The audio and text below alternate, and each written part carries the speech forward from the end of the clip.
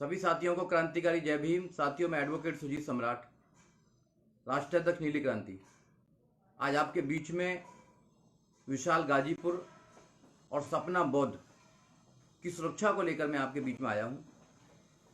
विशाल गाजीपुर और सपना बौद्ध ने एक गाना गाया था, जो मैं गाना पहले आपको सुनाना चाहता हूं कि वो गाना क्या था, और उस गाने की वजह से लगातार उन पर धमकी आ रही है। गाना ये है, गाना मैं सुनाना चाहता हूं आपको।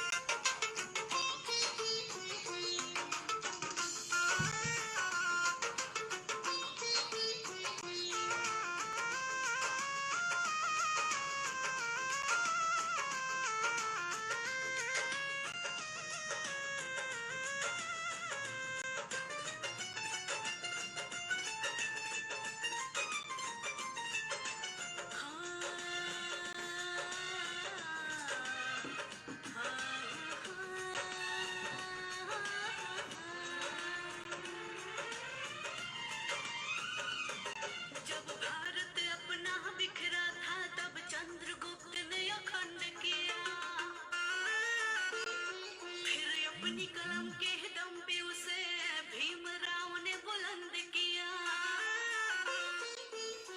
जब भारत अपना बिखरा था तब चंद्रगुप्त ने अखंड किया। फिर अपनी कलम के दम पे उसे भीमराव ने बुलंद किया। उस देश की कुर्सी पे अब तो ऐसा ठग है बैठा। उस देश की कुर्सी पे अब तो ऐसा ठग है बैठा, जो देश को ऐसे बेच रहा के नाम पड़ा विक्रेता। वो चाय बेचते अब बन गया देश विक्रेता। आया देश विक्रेता, देखो आया देश विक्रेता। ये गाना था जो विशाल गाजीपुरी और उनकी वाइफ सपना बौद्ध ने गाया था। उसके बाद इतने सारे फोन उनके पास आ रहे हैं, धमकी दे रहे हैं जान से मारने की। उनका 2 साल का बच्चा है, उसको धमकी दे रहे हैं कि उसको बच्चे को उठा लेंगे। स्टूडियो को जला दिया। इसके संबंध में एक एफआईआर भी करी है। और विशाल गाजीपुर ने, अभी मेरी 1 घंटे पहले उनसे बात हुई है, उन्होंने कहा है कि भाई मेरे को जो सुरक्षा दिलाई जाए, क्योंकि मेरी जान को खतरा है, मेरे परिवार की जान को खतरा है। और सच्चाई को बताने के लिए इस देश के अंदर जैसे ये मनुवादी लोग धमकी देते हैं, प्लानिंग बनाते हैं, अगर आप जैसे लोग अगर नहीं सामने आएंगे तो कैसे बात चलेगा। तो मैंने उनको आश्वासन दिया है कि मैं और नीली क्रांति की सारी टीम आपके साथ है, आपकी पूरी मदद करेगी।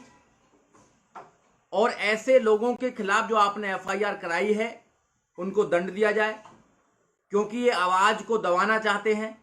भारत के संविधान में आर्टिकल 19 ये कहता है, फ्रीडम ऑफ स्पीच, हम अपनी बात को कह सकते हैं। अगर गाने के माध्यम से किसी ने अगर अपनी बात को रखने का काम किया है, तो क्या अंधभक्त उनको जान से मारने की धमकी देंगे, उनके स्टूडियो को जलाने का काम करेंगे, उनकी पत्नी को धमकी देंगे, उनके बच्चों को उठाने के लिए कहेंगे? ये कहां का राज चल रहा है? उत्तर प्रदेश में जो जंगल राज है उसको खत्म होना चाहिए। और उन्होंने एसएसपी गाजीपुर से, डीएम से ये गुजारिश भी की है कि उनको सुरक्षा मिलनी चाहिए, उनको लाइसेंस मिलना चाहिए। जब तक उनको वेपन का लाइसेंस नहीं मिलेगा और सुरक्षा नहीं मिलेगी तो वो कैसे अपने आप को सुरक्षित महसूस करेंगे।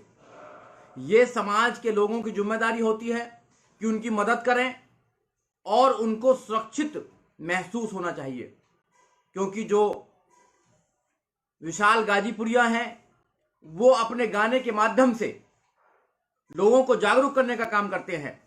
आज से नहीं, बहुत लंबे समय से जागरूक करने का काम कर रहे हैं। और उन्होंने सच्चाई को बताने का काम किया है।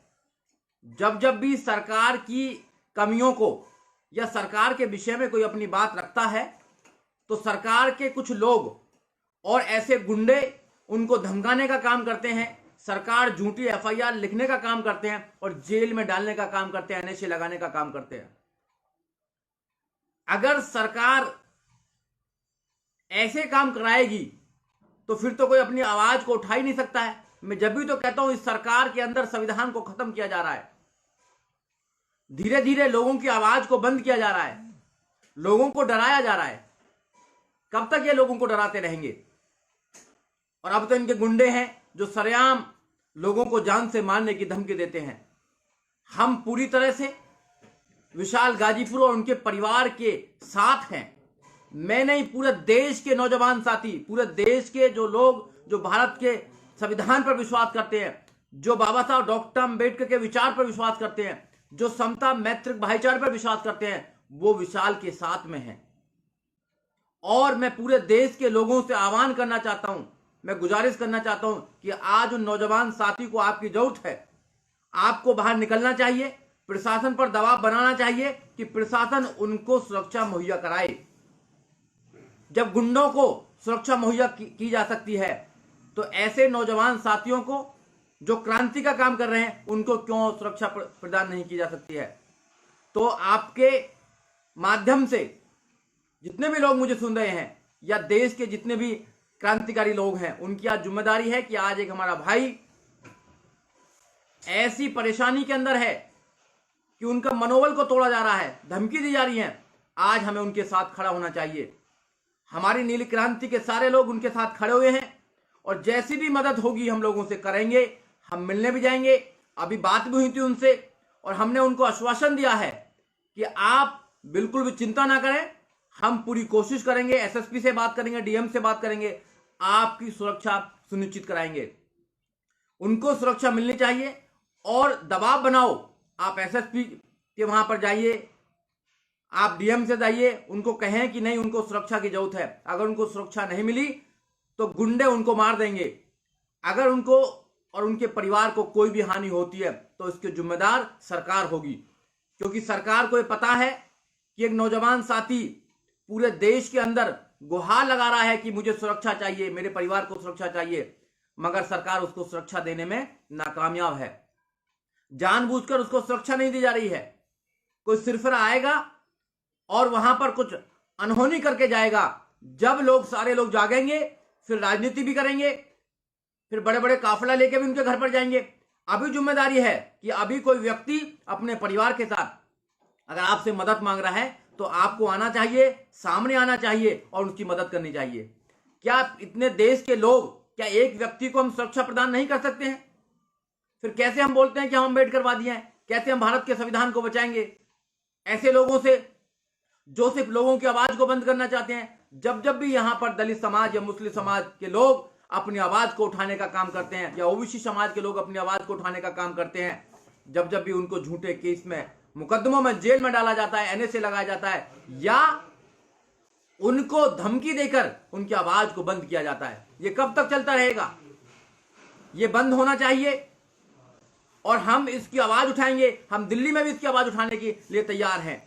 हम खुद में अपने लेटर पैड पर होम मिनिस्टर को खुद चिट्ठी लिखूंगा कि उनको सुरक्षा प्रदान करनी चाहिए, क्योंकि आज एक व्यक्ति, एक नौजवान साथी पूरे देश के लोगों से गुहार लगा रहा है, प्रार्थना कर रहा है कि मुझे सुरक्षा प्रदान करो, मुझे सुरक्षा प्रदान करो। तो क्या हमारी ड्यूटी नहीं बनती है? हमारी ड्यूटी बननी चाहिए। ये लोग लगातार संविधान को कमजोर करते जा रहे हैं। संविधान में जो हमको अधिकार दिए गए हैं उनको लगातार छीन रहे हैं और ऐसे नौजवान साथी जो समाज में लोगों को जागरूक करने का काम कर रहे हैं उनके ऊपर दबाव बनाया जा रहा है।